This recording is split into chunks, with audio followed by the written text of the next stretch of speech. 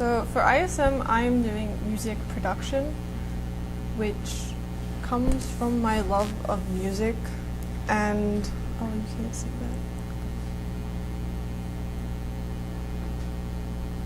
that. Okay, so basically my entire life I have loved music, and I think there was a specific turning point where I realized that it was more than just like stuff on the radio and stuff that everyone listened to, and it became more to me than what I had previously thought. And at that point, music had become something that inspired me, and it made me more ambitious and something I wanted to be something from it. And so I decided that I wanted to be able to give that same kind of inspiration and ambition to other people. And these are some of the influences of music that I've had in my life.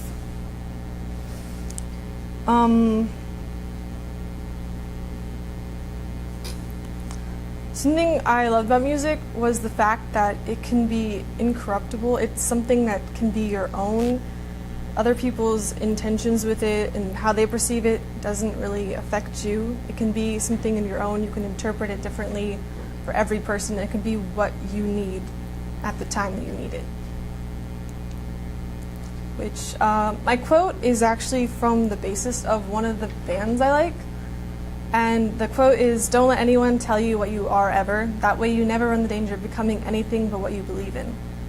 And I use this quote because I feel like this represents my entire ISM journey, because this is the only thing I can actually imagine doing myself, and I don't think anything else would make me as happy as this would. So for my research, I'm more come from a musician's side, so I didn't really know too much about production or what it would mean to be in production. So the first thing I researched was mainly the recording industry as a whole, because I didn't really know how the relationships between everything worked and who everyone there was a part of it. And so the role of the producer basically is kind of they guide the musician through working with an album. They don't really work with live stuff or before or after with the artist. And then the role of the producer isn't necessarily set to one thing. It can be many different things. They could be more hands-on or not. It really depends on the artist to producer relationship. And it's normally up to the artist to decide what that relationship is going to be, whether they need them to help write on the album or to just kind of stand back. Whether the artist has a definite set on what they want really depends on whether the producer is going to need to be more hands-on or not. Next thing I looked up was audio softwares, because knowing the knowledge of having to work different softwares is important.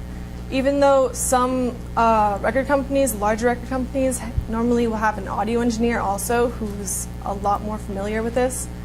Knowing also what to do when you need to do it is important for a producer, and it would make it easier to record. And especially because a lot of audio softwares are confusing, to be really familiar with it will help, so you can save time, so you know what you need to do when you need to do it.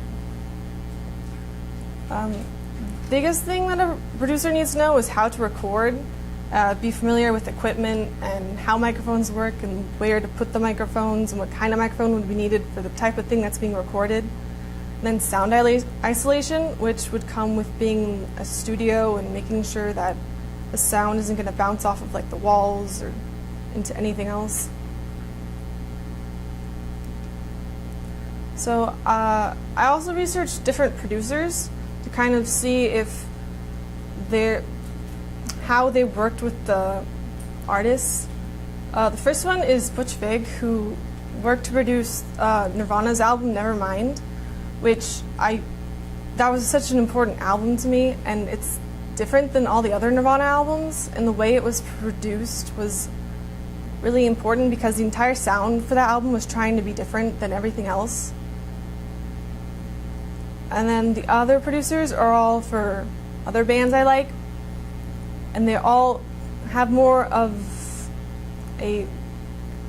The way they work with artists isn't necessarily as them, it's more towards the artist. Artist works on what they want, and they just come together to help create a cohesive album. So for interviews, I had to find people in Dallas who were producers. Dallas isn't necessarily the biggest place for producers. There aren't that many, and most of the ones here are freelance producers because there aren't really any large recording companies. A freelance producer is typically someone who has maybe their own small company, or they just have a studio, and then people can like call in and set times with them for stuff they want to work on. One of the people I interviewed was Andrew Tinker, who I found through Hand Drawn Records, which is a company he is also a musician on. He has his own album with the company. The most distinct thing about him was he had a really realistic outlook on production. Every person I interviewed asked the question, does producing require passion? And I assumed it would just be the same answer everywhere, but he actually told me that passion can get in the way, especially if you're working with an artist you don't necessarily agree with or have the same outlook with. And he said trying to find that balance is important, and knowing that you need to respect the artist and respect the work and just work your hardest to create something that's going to be good in the end.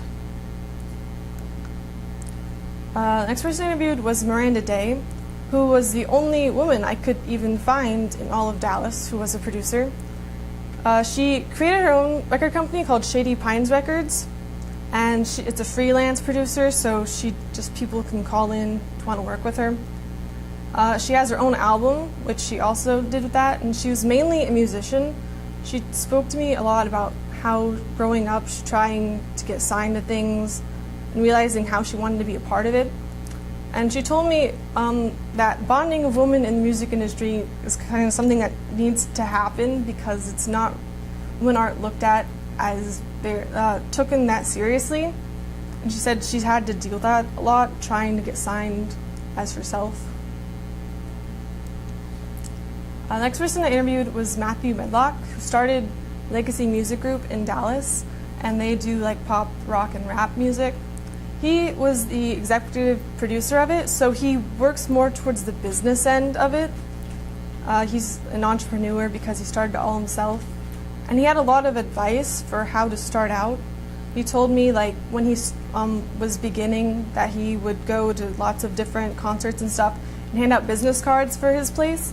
So before they had even started, people already like had an idea of what they were, and when they did start, that people were already familiar with their company and would take more interest into it. The next person I interviewed was Philip Westbrook, who I actually got as a contact from someone else. And he spoke to me about how most producers who were like legitimate in Dallas pretty much all knew each other because it wasn't that large of a group.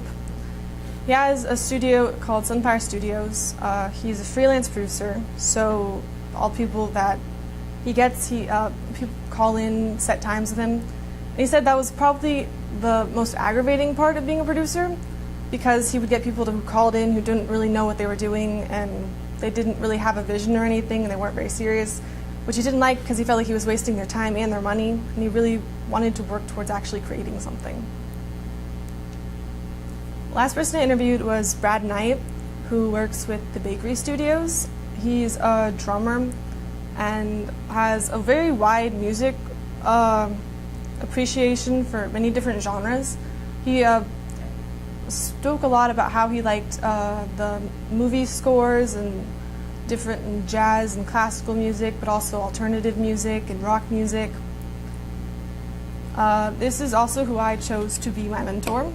He also has his own studio, which there are many different like small studios with adjoining rooms for working on the music, and then there's a large live room where you can put like all the people who play together and record all at once. So for my original work proposal, I decided I was going to write a 4-song EP of songs I wrote myself and wrote all the parts for, and consisting of different parts. And I know a lot of musician people, and I'm going to get them to work on it so I can work on my artist to producer relationship and learn to collaborate, because that's important with joining ideas together.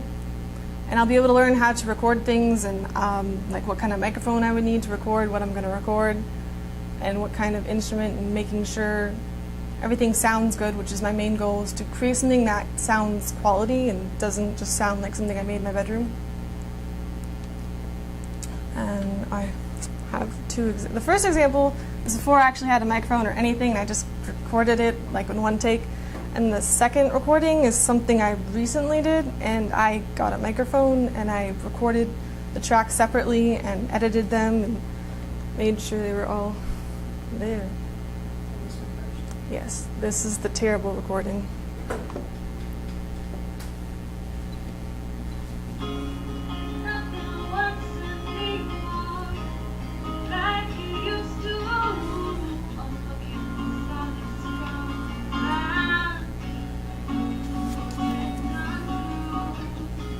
We can do the other one. Next one. It's the same song, so. And this is the same song, but with a microphone. And you can also hear like all the things that are wrong in it too, because you can hear it better.